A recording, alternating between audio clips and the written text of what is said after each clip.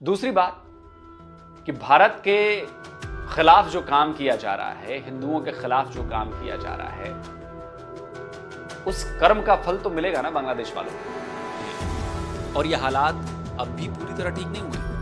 Bangladesh garment manufacturers and exporters association ने 6 अगस्त को बताया था कि अनरेस्ट की वजह से गारमेंट इंडस्ट्री को $270 बिलियन का नुकसान उठाना पड़ा है। अब भाई देश का सबसे बड़ा पोर्ट 20 दिनों तक ठप रहेगा, देश में सामान की ढुलाई के लिए न ट्रेन चलेगी न ट्रक चलेंगे, तो क्या होगा।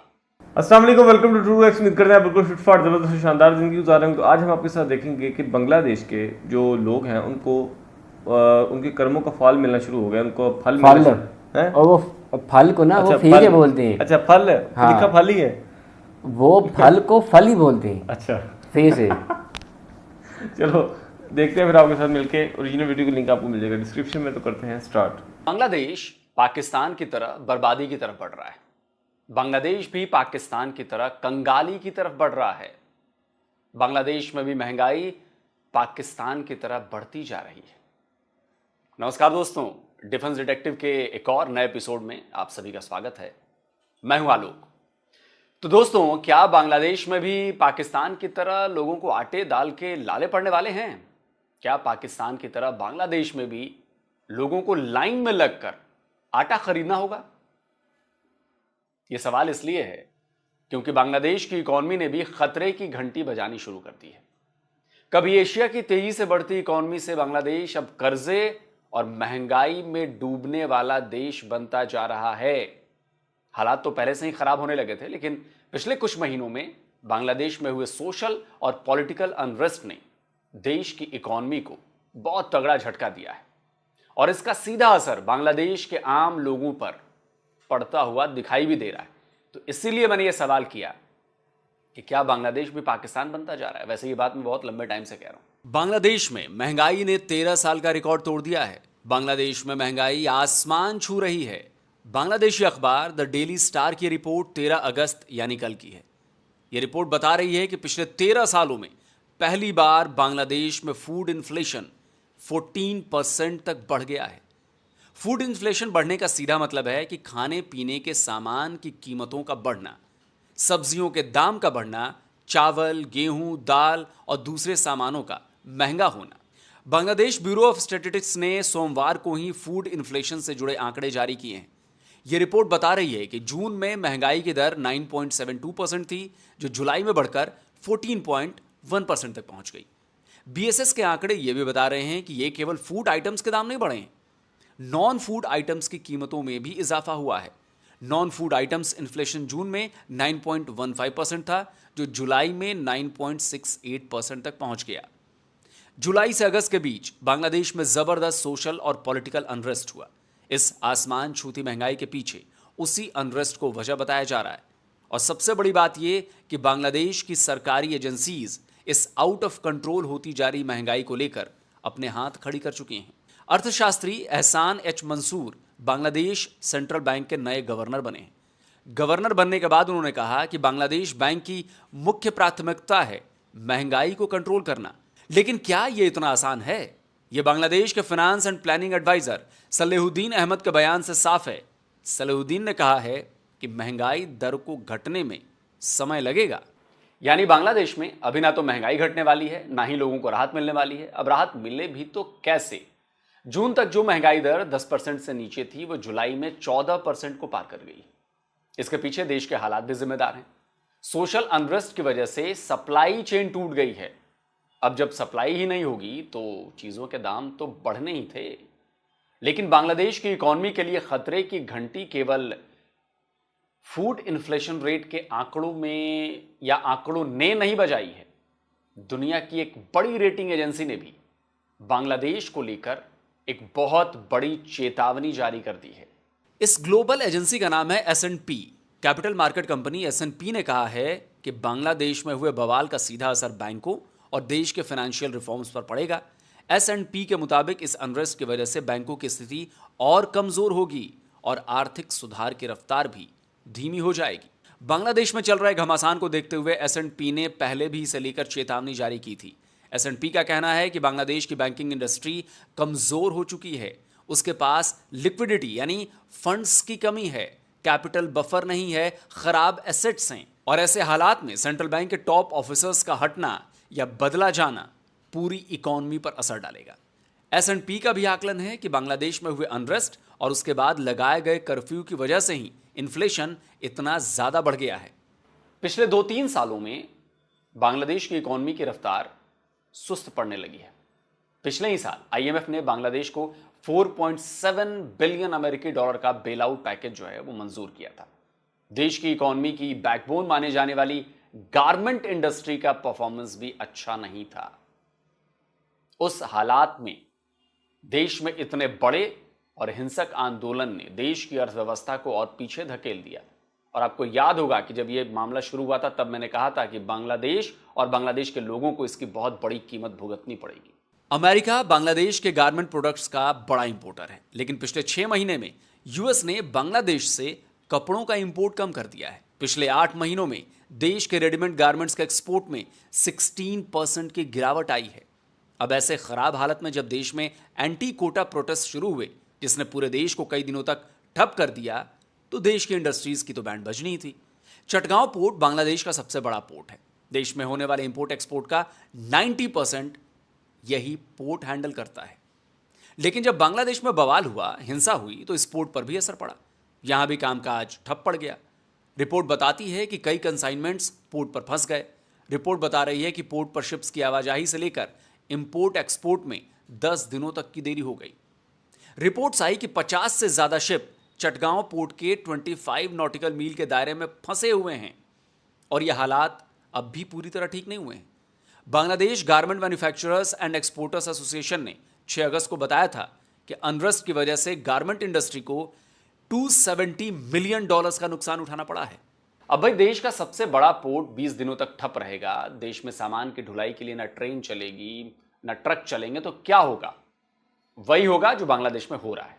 महंगाई तेजी से बढ़ रही है और इससे जल्दी छुटकारा मिलने वाला नहीं है।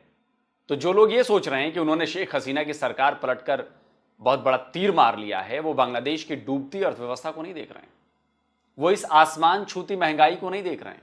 वो देश के खाली होते फॉरेन रिजर्व को नहीं देख रहे हैं। वो कर्ज के भार से दबते देश को नहीं देख रहे हैं। 1 अगस्त की खबर है, बांग्लादेश का फॉरेन रिजर्व केवल 1 महीने में $1.3 बिलियन कम हो गया। जो फॉरेक्स है भी वो केवल $20.48 बिलियन का है, जो एक देश के हिसाब से बहुत कम है। बांग्लादेश पर विदेशी कर्ज भी बढ़ चुका है। इस फाइनेंशियल ईयर के पहले 8 महीनों में बांग्लादेश ने फॉरेन डेट के मूल और ब्याज के लिए $2.03 बिलियन खर्च किए थे।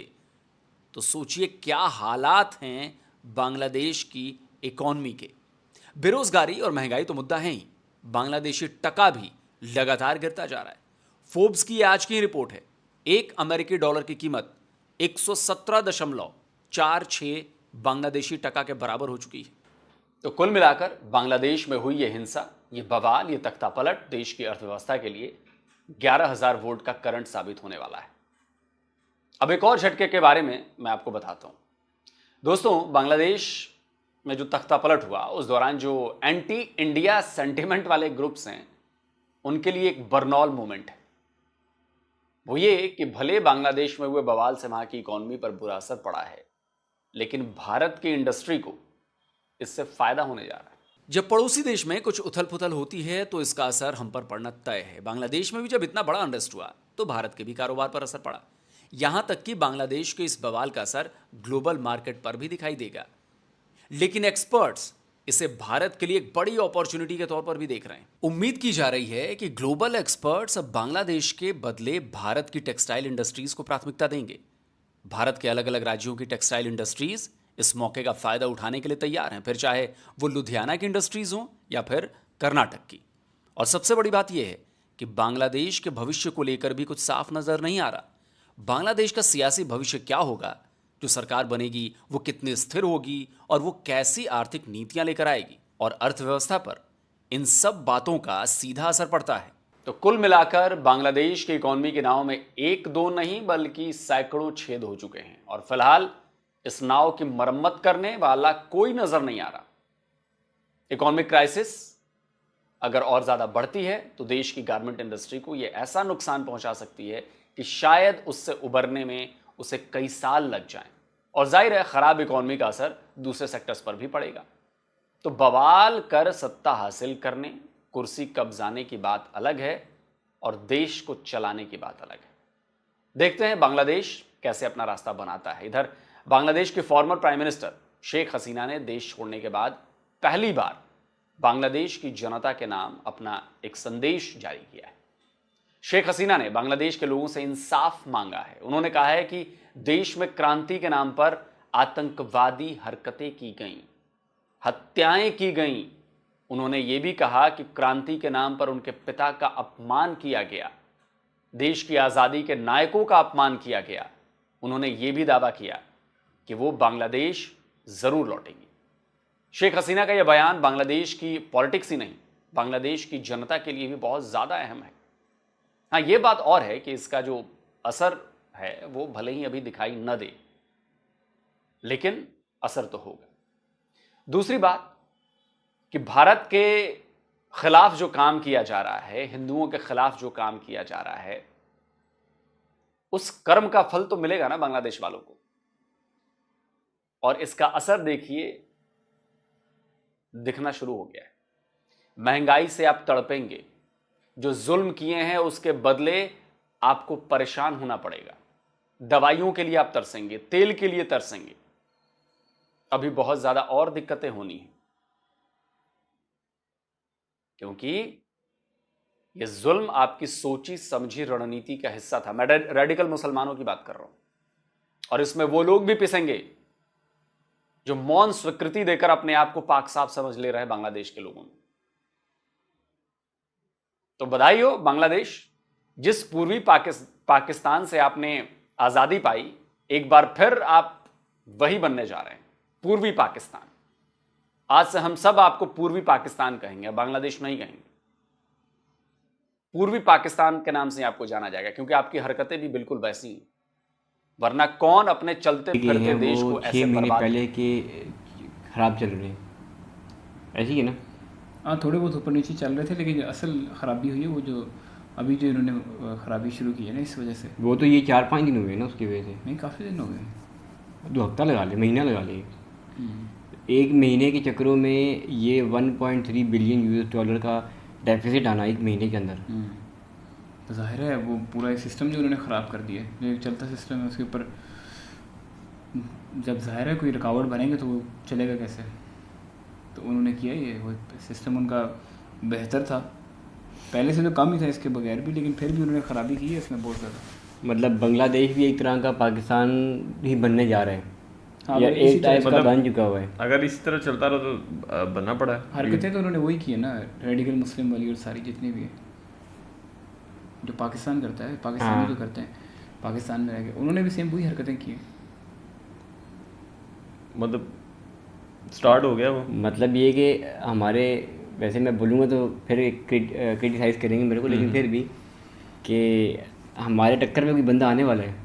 नहीं, हमारे टक्कर में नहीं, बेसिक वो है हमारे से ही निकले हैं ना, तो अगर हाँ, लेकिन हमारी जैसी होंगी अगर इस तरह देखें। निकले हमारे से ही हैं, लेकिन उन्होंने अपने आप को किसी न किसी जगह पे आके मनवाया है कि भाई हम कुछ हैं। उन्होंने मनवाया ज़रूर था, लेकिन शेख हसीना की जब हुकूमत थी तब उन्होंने मनवाया था। उसके बाद मुजीबुर रहमान के बाद वही आई थी आई थिंक, और उसके बाद अभी तक वही थी जो मुझे याद है।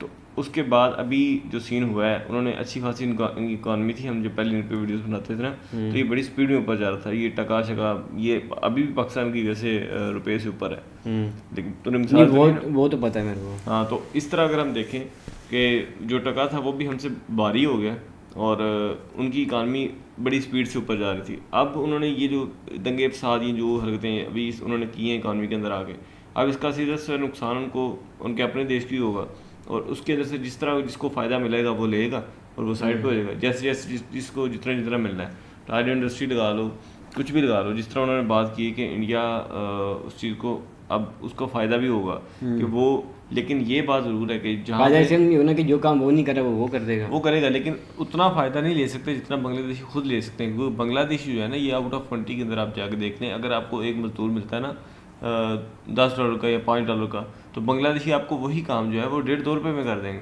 $1.5-2 के अंदर। तो ये अपनी वो उतना काम ज़्यादा करते हैं। ये मतलब वो पैसे की तरफ इतना उनका फोकस नहीं होता, उनका फोकस काम की तरफ होता है कि हमने एक रूटीन से अपनी एक चेंज चलानी है, बेशक थोड़ा थोड़ा करके चलाएं।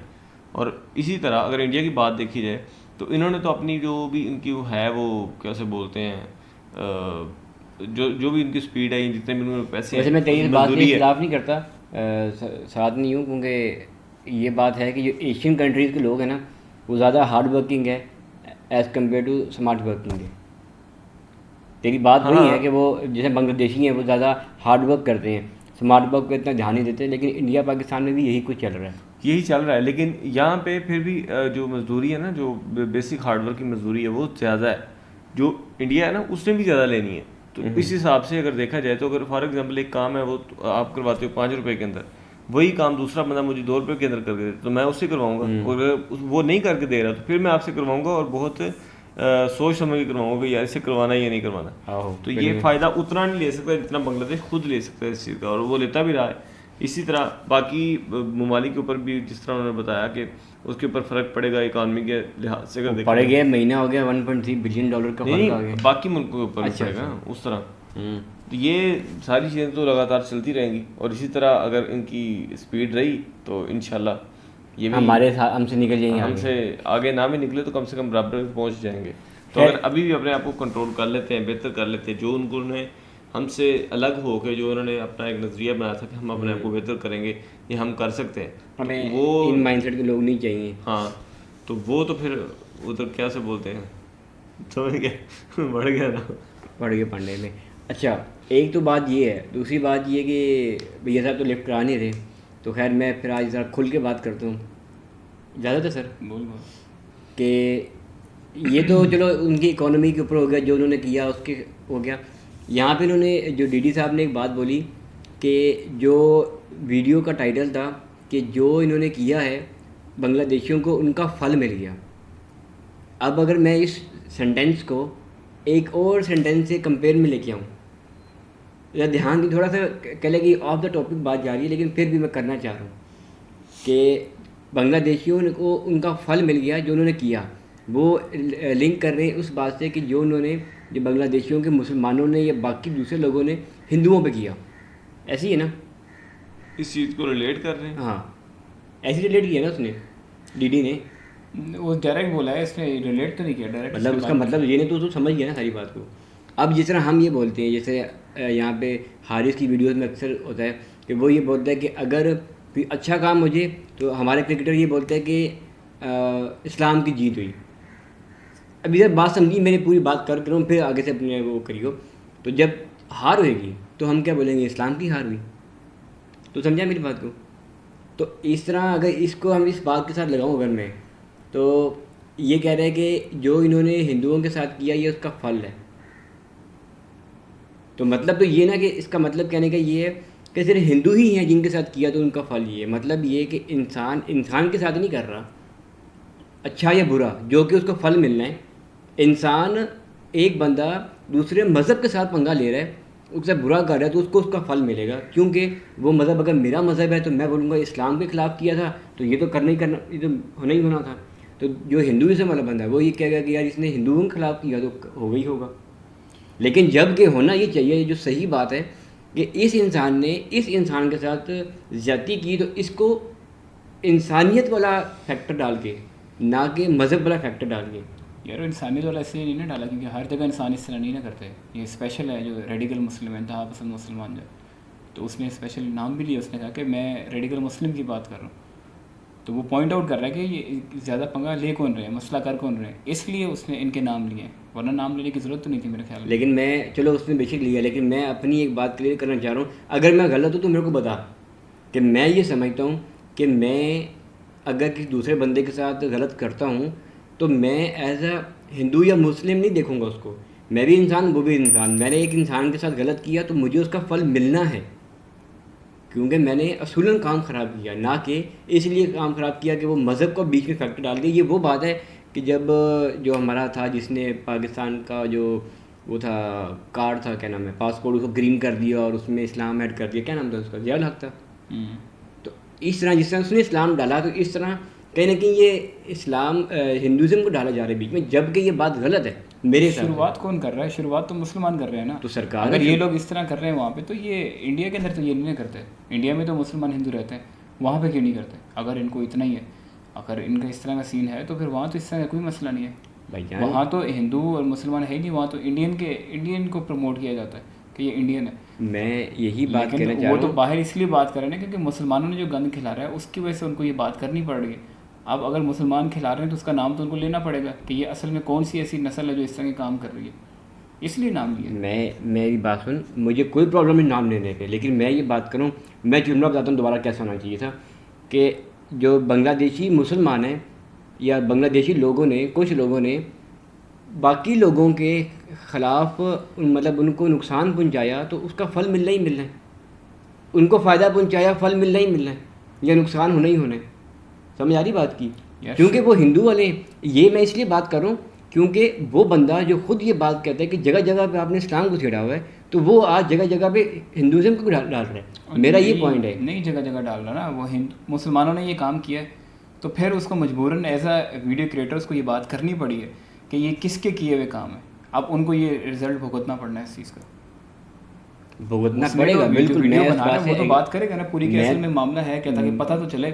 अगर इस तरह बोल देते हैं कि इंसानों ने किया, फिर तो ये बात आएगी कि इंसान ऐसे ही करते हैं। इंसान से ज़्यादा बात क्लियर ये है कि ये मुसलमान इस तरह करते हैं, जो इंतहा पसंद मुसलमान है, कि जो किसी दूसरे को जीने नहीं देते, किसी दूसरे के लिए जगह नहीं छोड़ते। क्योंकि जब जाहिर है गैर मुस्लिम को हमने क्या ही काफिर देना है, तो फिर ये चीज़ें तो होनी है।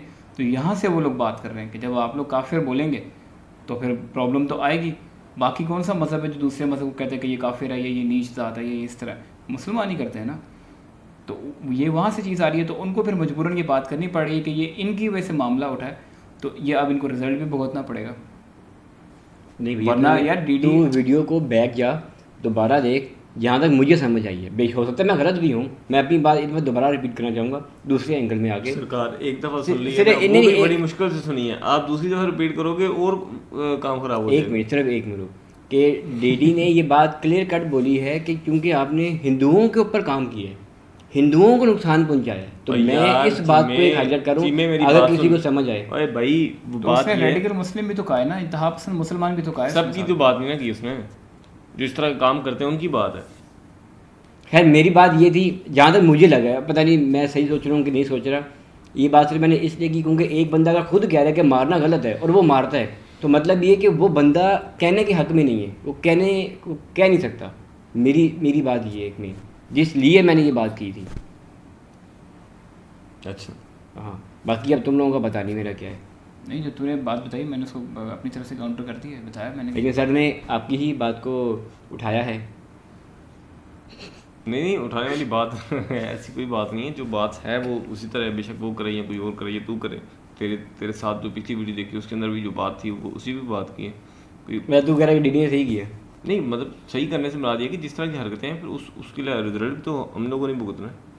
अगर हम कोई भी इस तरह का काम करता है, नहीं, जो उसकी बात थी यार चीमे तू नहीं ना, यही तो बात है ना, जब मुस्लिम ये बात करे नहीं ना, तो यही तो बात है। एक मिनट, इस तरह बात नहीं होती। एक बात ये है, पॉइंट की बात है कि भैया जो लफ्ज है ना, जो अल्फाज हैं, वो डीप मीनिंग होती है उनकी। Deep उसने meanings रेडिकल होती मुस्लिम है। है साथ कहा तो है, रेडिकल मुस्लिम, वहाँ बात खत्म हो जाती है। खैर मेरी बात ये थी, अगर मैं अपनी बात समझा पाया हूँ कि नहीं समझा पाया, हो सकता है आगे जाके मैं इसको कर लूँ, ऊपर नीचे कर लूँ, लेकिन अभी तक तो मेरी ये बात है कि डीडी को भी नहीं बात करनी चाहिए इस तरह, क्योंकि डीडी खुद कहता है कि ऐसा नहीं होना चाहिए। ठीक है, सही है। बहरहाल आज की हमारी ये वीडियो थी, उम्मीद करते हैं आपको काफ़ी पसंद आई। अगर अच्छी लगी तो लाइक एंड सब्सक्राइब कर सकते हैं। मिलेंगे हम आपको नेक्स्ट वीडियो में, तब तक के लिए टेक केयर, अल्लाह हाफिज़।